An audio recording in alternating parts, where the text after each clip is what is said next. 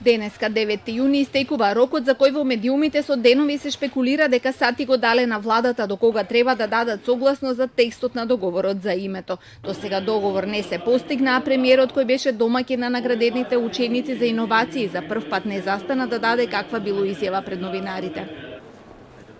Премиере, пропадна ли? Добар ден, добар ден. Зарем има поважно децата?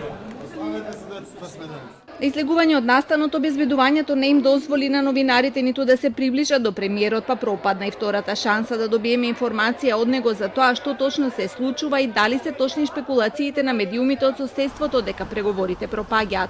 Од владата предпладнево го демантира ова, велејќи дека шпекулациите во овие сензитивни моменти не може да придонесат кон оваа стратешка цел од национален интерес, како и дека остануваат посветени на изнаоѓање решение кое го штити и зајакнува достоинството и идентитетот на македонските граѓани.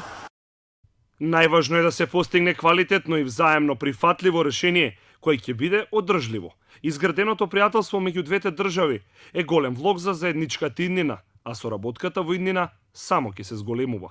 Српски курир објави дека грчката страна барала премногу, односно од името целосно да се исфрли Македонија од долго најавуваниот компромис, а сега нема ништо и покрај добрата волја. Денеска па грчката министерка Олга Геровасили изјави дека се зрели условите за конечен договор.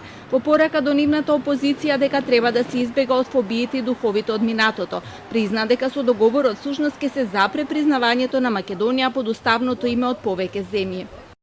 Ние цврсто се движиме по формулираната национална линија за сложено име што ќе важи за сите, менувајќи ја динамиката на признавање на поранишната Југословенска република Македонија со незиното уставно име од повеќе земји.